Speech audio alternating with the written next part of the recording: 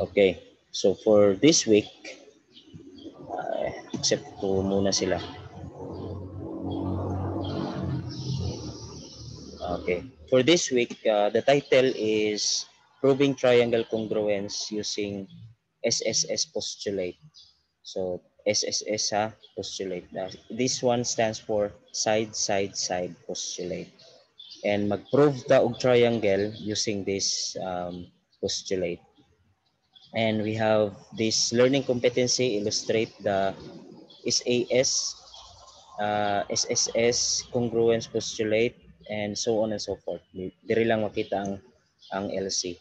Also solving corresponding parts of congruent triangles, and also prove two triangles are congruent.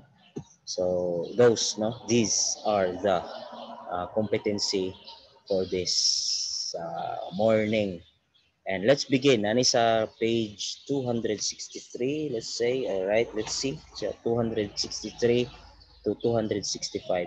And you will answer practice and application 1 is sa page 266. All right? So, ang online session na to karon, ang topic is SSS postulate, and also the discussion of this formative practice and application sa page 266. All right, so let's end this sharing of screen and proceed tayo sa slide natin. So we can begin with our topic.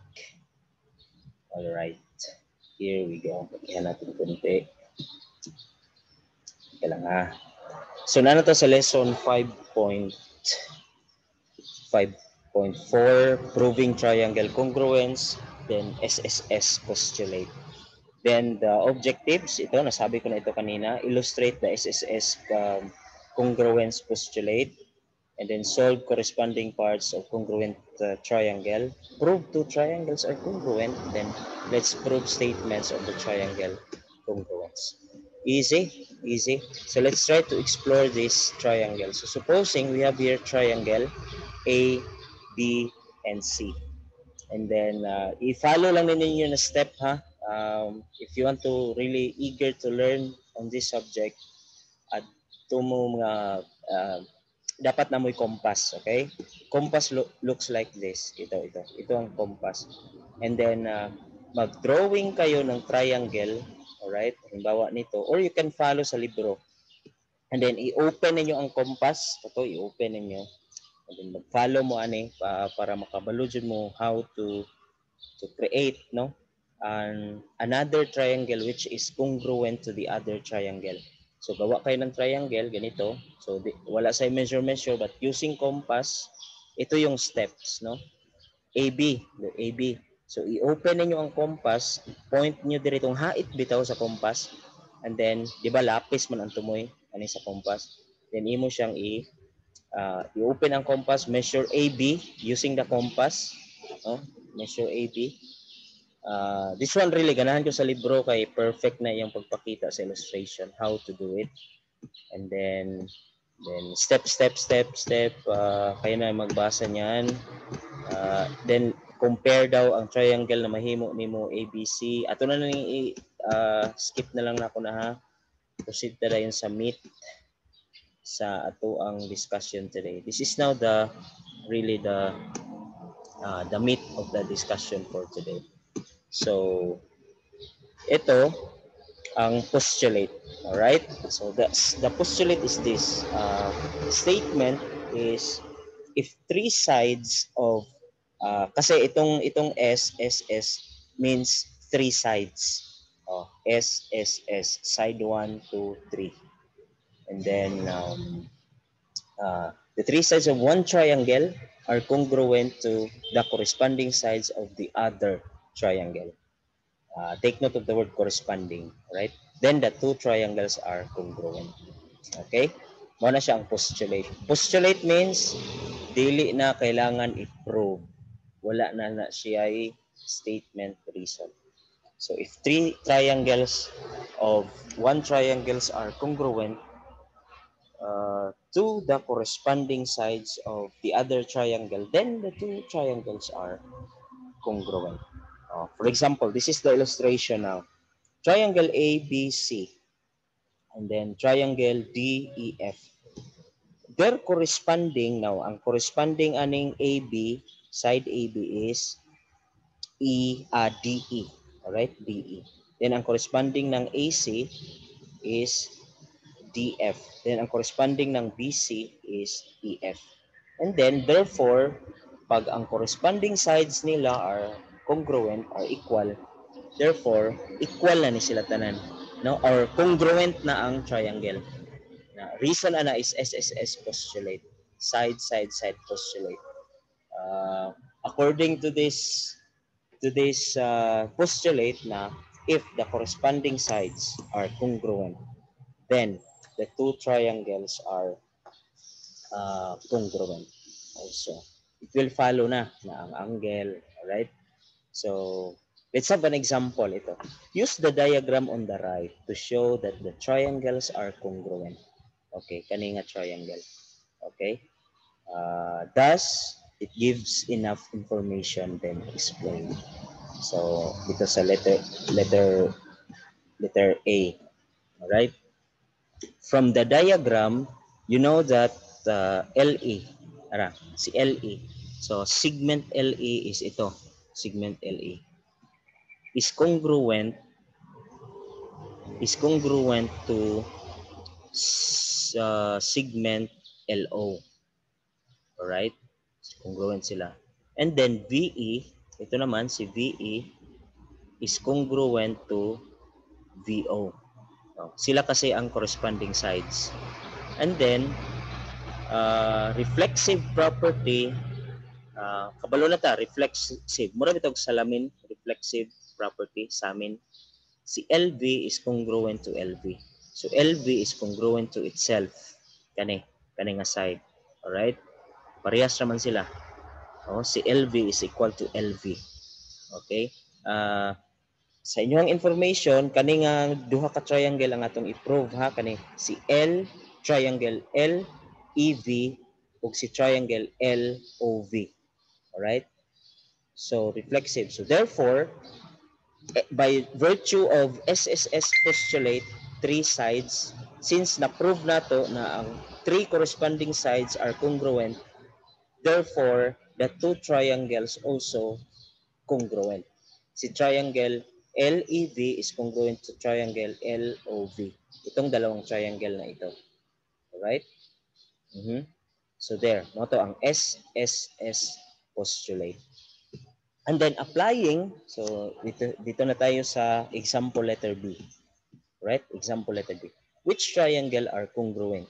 Congruent based on the markings in the given figure. By the way, ang markings, grabe ni ka kuan ha. Markings, for example, kani nga marking. Pasabot ani na marking isa and isa, meaning LE is congruent to LO. Muna ang meaning sa marking. Kani marking 1 and 2. So meaning kani si EV is congruent to OB. Kaya parehas mo silang marking. The same time, sila po ang corresponding sides. Right? Corresponding sides. Then, itong si LV, gamit na lang tayo ng reflexive property. Reflexive. Alright. So, using the markings sa letter B, let's try to look at the figure which of these triangles are congruent. Right? Based sa marking. So, based sa marking, si GR is equal or congruent to ER. Base ani nga triangle. So, applying kaning SSS postulate, since si GR congruent sa ER, and then si GT, kani GT is congruent to EA. Base sa marking, duha, one marking, then tulo ka marking. So, si RT is congruent to RA kasi nga sa marking, tulo-tulo. And so therefore, triangle GRT, GRT is congruent to triangle ERT. R, A. Take note sa na sa arrangement sa letter. G, R, P, and then E, R, A. So, pasok. Paana. Alright? Then, please, naana siya arrangement ang mga letters. Alright? So, there. I-try ninyo ang try it number 1. Alright? I-try ninyo tapos ato ang i-check. Ibutang lang sa messenger gihapon. Ha? Kaning try it number 1. Alright? So there, mo to siya ang example. Now let's also take this example on proving congruent triangle using SSS postulate. So let's fill the missing reasons, statements and reason. So we have the given two triangles. So i-prove nato niya using SSS postulate. Side. TI, kani si TI, and SE bisect each other at Q. Bisect each other, kasabot ana, naghinati-ay sila, nagtinungaay. Alright? So, mo ni ang center nila. Mo na ang ibig sabihin sa bisect. Alright? Each other at Q. And TS, ito. Si TS, this one. TS, side TS, is congruent to EI. Okay, so equal yan sila. This bisect each other. Now, let's try to prove using SSS, kay mo man itong topic, postulate, that triangle SQS, kani, SQ, TQS, okay, this triangle, TQS, is congruent to triangle IQE. Alright? Napod siya ikon ha? Take note of the arrangement of the letters. So, prove. Ito ang proof. Proof na natin. Alright. From this statement sa given, TI, TI and SA bisect each other at Q. So therefore, out from this statement, makaingon ta nga si TQ daay is congruent to IQ. Reason for that is definition of segment bisector. Since bisect each other, therefore, equal gina sila kay marag gitunga man. Bisect means nagtinungaay. So ang definition sa segment bisector is gihati niya into two equal parts. Alright? At the same time, kay nagtinungaay man sila, si TS po day is congruent to parang ha, kaya na to. Kay nagtinungaay man sila, therefore, if TQ is congruent to if kani si TQ, no? TQ is congruent to QI or IQ, therefore kani si EQ is congruent to SQ. Kaya nagtinungaay man sila. Alright?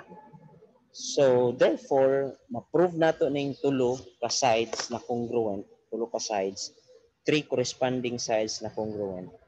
And therefore, we will say that the triangle TQS, alright?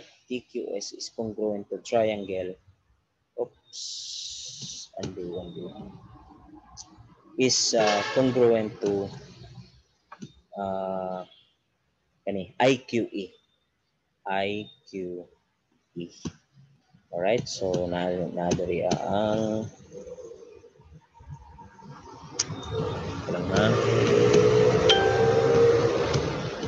gusto mo down, dili ka down.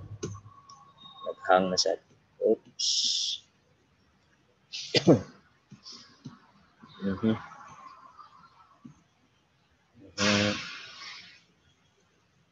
Alright. So ito ang solution ha. Sa letter A, given ang reason anak, no, given. And then letter B, definition of angle bisector kani. Definition of angle bisector. Letter C, definition of angle bisector. So therefore, si SQ is congruent to EQ. And then letter D, given. No, given. Na this one, the TS is congruent to IE. And so therefore, na-prove naman na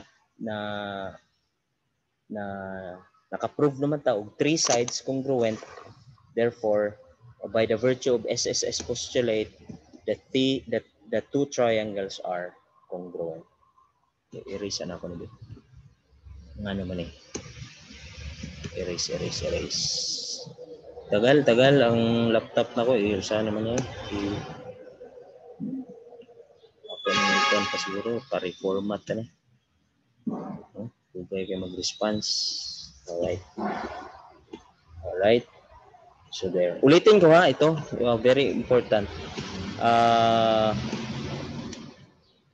This is the statement. Bigyan lang natin ng... These are the statement. Then bigyan natin ng reasons. So sa letter A rather, TI and SE bisect each other. So ang reason na is given. Why? Binigay naman niya dito given. So nag-meet sila sa Q.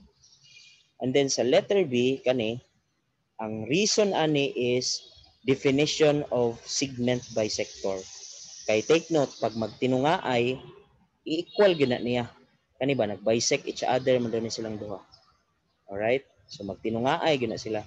So muna nakaingon siya nga si TQ equal ni IQ. Alright? Kay ang reason ana definition man sa angle bisector. Angle bisector. Right? And so on, no? Si SQ is also congruent to EQ. Angle bisector pa rin, no? Ang reason, no? Kaning sa letter C, angle bisector. So ang statement ana is si SQ is congruent to EQ. Then letter D is given, di ba? Gihatag man daraw given. TS is congruent to IE.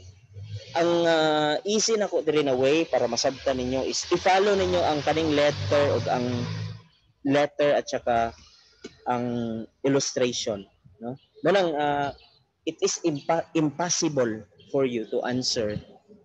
Impossible ha, imposible mag-answer mo, mag-proving without illustration. Kay i-follow man ninyo so TQ equal ni TS is equal ni IE. I-follow mo na inyo TQ is equal to IQ. And pwede mo magbutang og markings kani equal ani. Equal ani. Butang kag markings para di ka maglibog. Kani kay ingon ang given ani. Ani ko. Unstable ha itong connection. Sige lang. Equal ana. So na kay markings. Tas kani equal na siya ani. Tulo ka markings. So naka-prove na ka og tulo ka sides, corresponding sides congruent. Therefore, makaingon na ka ay congruent na sila. Ang say dahilan, SSS postulate. Una ang dahilan, SSS postulate. Alright, so you can try this one also. Picture send sa ako. Nag-check jud ko na class, no? Wala lang na ako gi-reply sa inyo kay dugay na kayo. So nag-check jud ko ani ako nang ginatanaw kinsay nagapasa and akong gina-add sa score. So please, try it number 1 and try it number 2. All right. So awesome. So ito ang sagutan ninyo ha. Ang sagutan ninyo is try it number 1 at saka try it number 2. All right. And then tingnan ko lang ha ang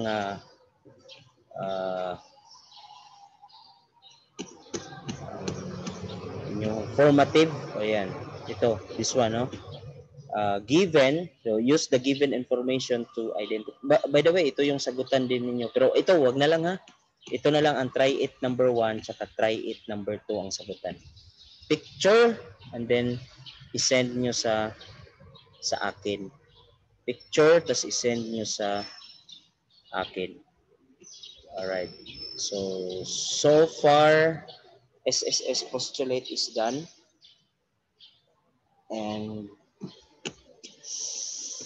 So what we have here, some examples. Diba?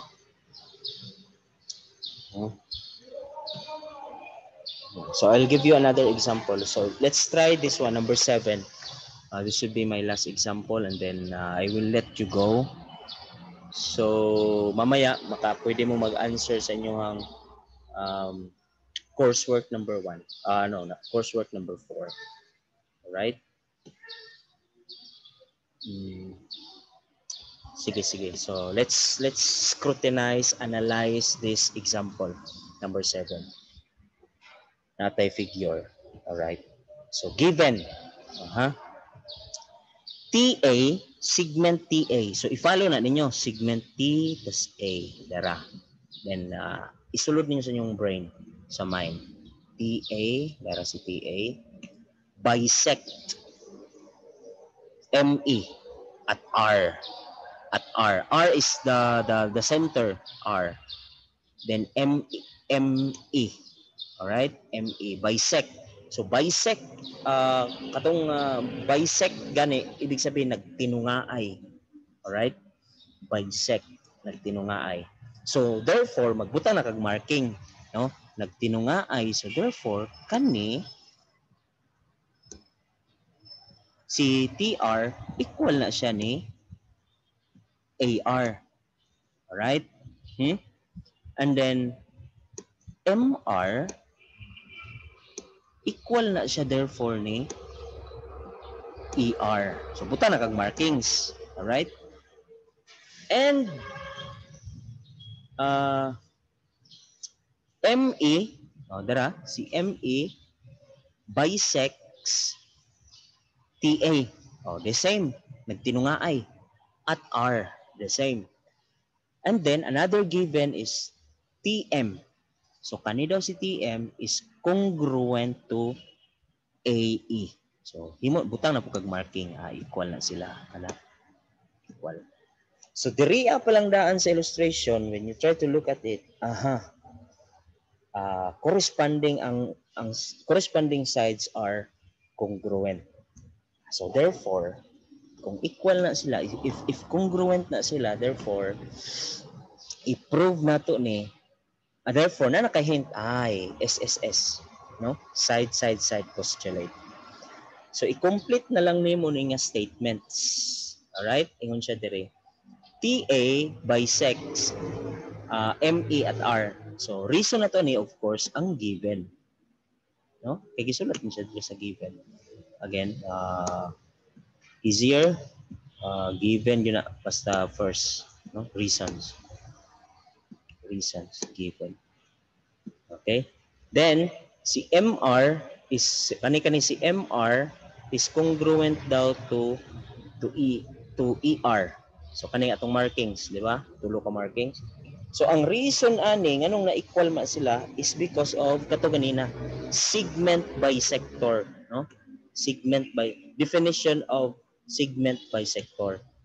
So type ka dire definition asa na nimo gikuha ang definition of segment bisector dire ganina dara definition of segment bisector. All right? So sulat ka karon dira definition kumpletohan ninyo pero sa dire sa Zoom ako na lang ning diha kay dugay. Definition of segment bisector or DSB. All right. So another given is kani given daw unsa daw ang statement. All right? So kani I'm sure kanina statement ni siya. Si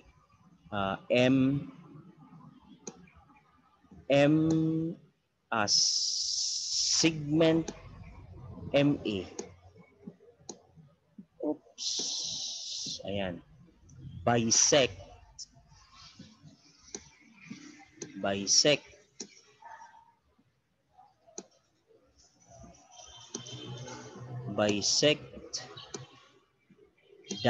tuldok meaning and so on. Kanilang kopyahan lang na kopyahin lang dyan sa number 3. Alright? So muna ang given. And then, niingon siya, therefore, TR is congruent to AR. The same reason, DSB. Alright? Definition of segment bisector. Segment bisector. And then after that is ito si TM is congruent to AE. Di ba given man din yan, Darao? So sulat nyo dito sa number 5, given. Given number 3. Oops. Given. And then sa number 6, ito na. Alright? So kopyahin yan dyan, lagay dito sa number 6. That triangle TRM is congruent to triangle ARE. And the reason is S postulate. Bakit? Nakaprove tayo ng 3 corresponding sides congruent. What are those? Side MR and ER. That's number 1. TR and AR, number 2. TM and AA is number 3. So, that's it. Perfect. So there, example of proving, right? Gamit ang SSS postulate. SSS postulate. So this is in to sum up this topic, SSS postulate. If 3 sides of one triangles are congruent to the corresponding sides of the other triangle, then the 2 triangles are congruent. And this is the illustration, and this is the if-then statement, how to write it. This is the statement, illustration, and this is the this is the if-then statement. Then statement. Okay. So there, that's it. Anyway, this is recorded. I will also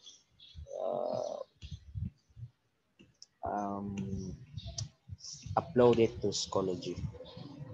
Students, thank you very much for listening. Salamat Tahil. Tahil.